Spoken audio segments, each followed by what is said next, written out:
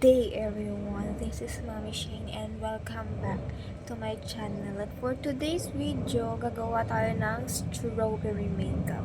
So, nakapag-skin prep na ako, nakapaglagay na rin ako ng lens, and then mayroon na rin akong lip mask. Susunod natin gagawin is maglalagay tayo ng foundation. Ayan. Parang ngayon na lang ulit ako gumamit ng sponge. Lagi kong ginagamit is yung sponge ng cushion powder. And ngayon ko lang din ulit na-appreciate na ang ganda din pala ng lapat ng makeup kapag sponge ang gamit. Pero, ang napansin ko sa difference nila is mas manipis yung layer na nalalagay ng cushion puff when compared kapag sponge, beauty blender yung tinatawag. And dito naman sa beauty blender, mas marami naman siya na-absorb na product. So, meron din talagang pros and cons ng paggamit ng mga iba't ibang makeup tools. So, yan. After natin maglagay ng foundation, i-mattify na natin siya. Ayan. Nalagay na rin ako ng bake kineme. And then, next natin is contour na tayo. Gamitin natin itong shade na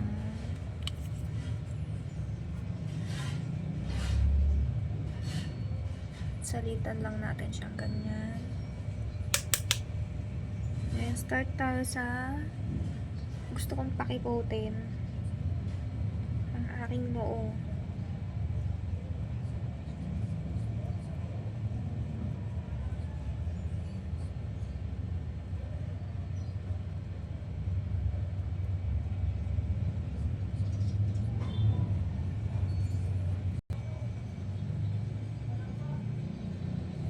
Ayan. Kumipot na ang muka. Sana all makipot. Loh, charot. Charot lang, uy.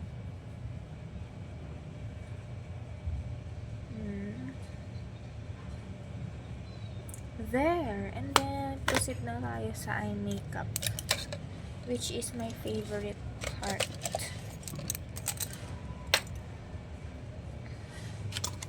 So, maglalagay tayo ng pink na base. Pink yung base. Actually, dapat red. Pero wala akong red na eyeshadow. So, mag-improvise tayo. Brush muna natin si kilay.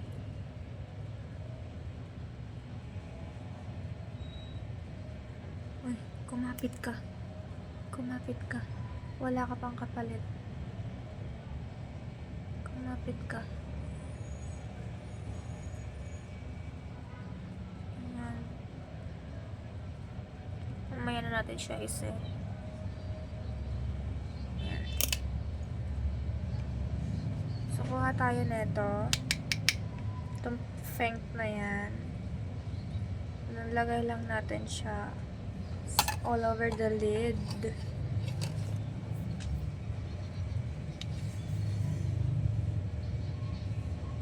Ay!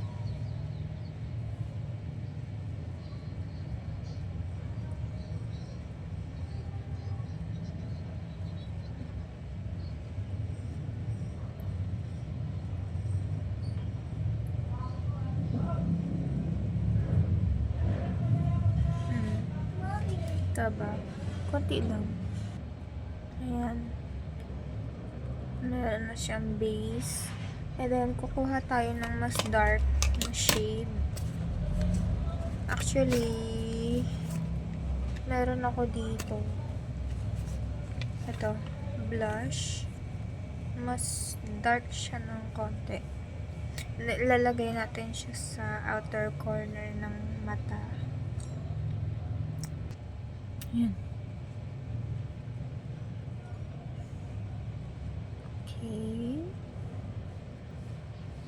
Kabila naman. So, diba yung strawberries, meron silang parang stem. Ganun. So, gagawin natin, kuha tayo ng green na eyeshadow. Tapos, ilalagay natin sila sa ilalim ng mata. Ayan. Kunin natin tong palette na to from Shade Glam. And the perfect green would be this one. So tayo dyan.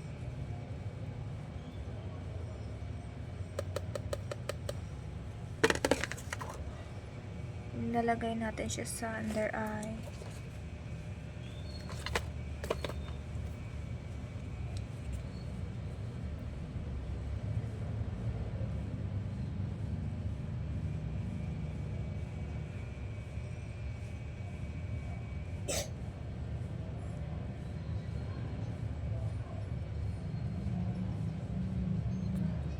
Yan.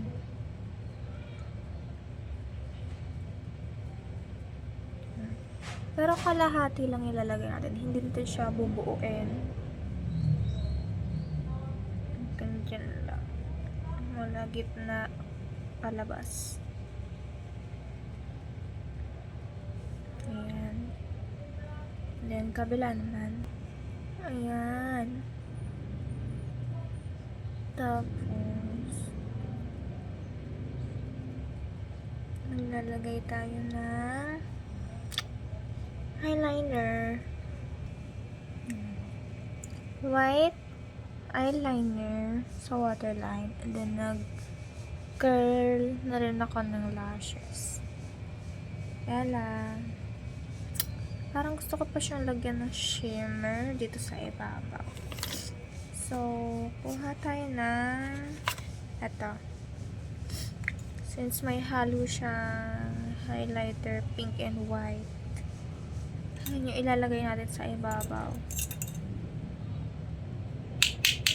Tayong brush.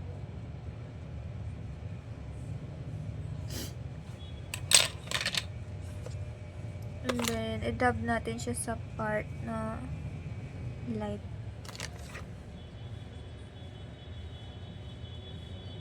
Ooh.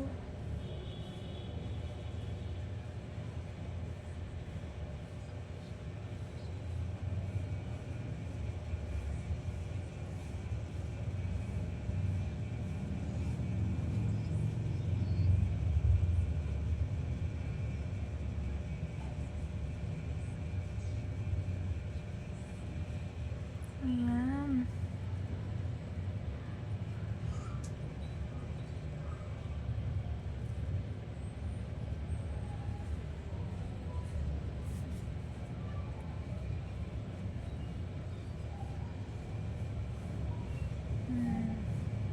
Kabila naman.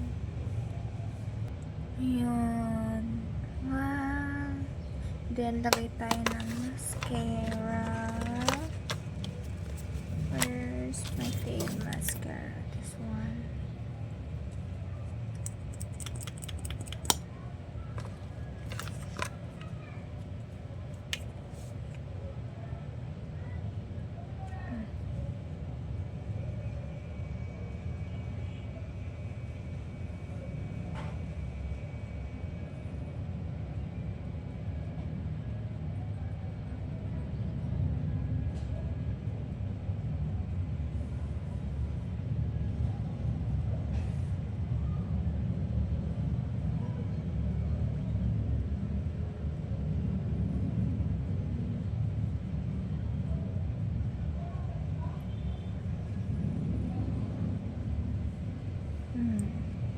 Ang makeup na ito ay very machinay. Very babaihan. Wow. Nice. Yan. Ganda. Loh, nagbuhat ng sariling upuan. Okay, next. Lagay tayo ng blush. Kuha tayo ng baby pink na blush.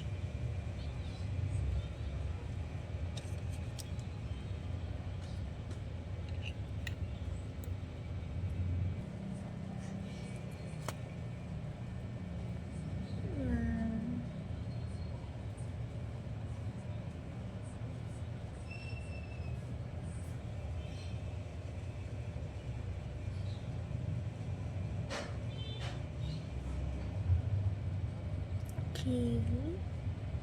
Next naman, maglalagay tayo ng contour sa nose. Boobs. Okay. Baka siya matangos. Ano nga ba? Bisyosa. Next, lips na tayo.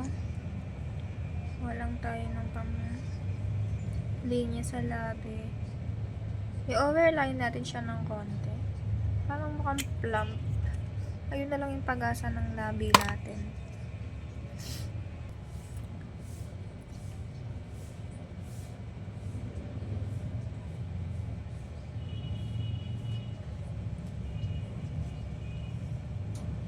Look.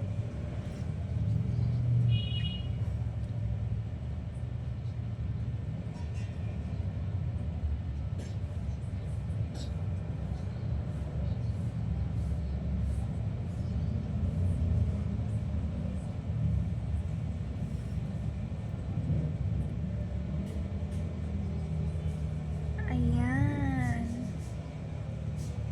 Mukhang tanga. And then, lagyan natin siya ng pula sa gitna. Para kunyari, gradient lips. Ganun.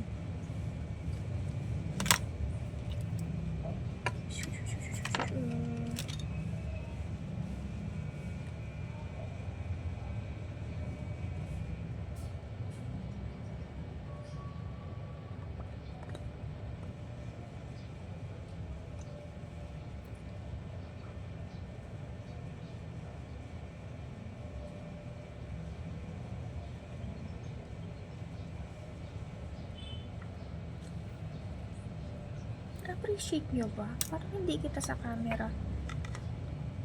One more.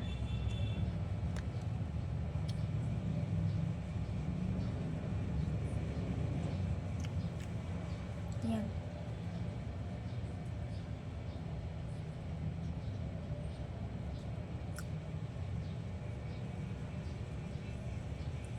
Ayan, baboy.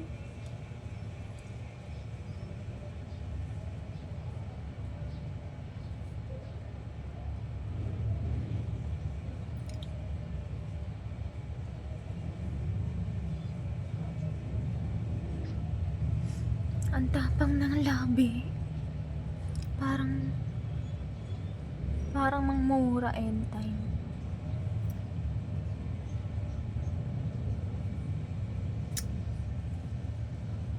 Cute. Ayan. So, I think tapos na ako sa makeup ko. Bale, may i-tweak lang ako ng konti. Magdadagdag lang ako ng kung anik-anik. Tapos, gagawa tayo ng final reveal. Okay? For the reveal! Tada! Ayan. Palit lang ako ng damit. Tapos, naglagay ako ng konting accessories. Ayan. So, yan ang final look. Strawberry makeup. Medyo matchy-matchy siya sa print ng damit ko. So, yan. Very babaihan. Ready na ako for Valentine's. Thank you so much. Dahil sinamahan niyo naman ako mag-inarte. And hopefully, lahat ng makapanood nito, makareceive kayo ng flowers. And be the most beautiful strawberry shortcake princess on that day. Bye!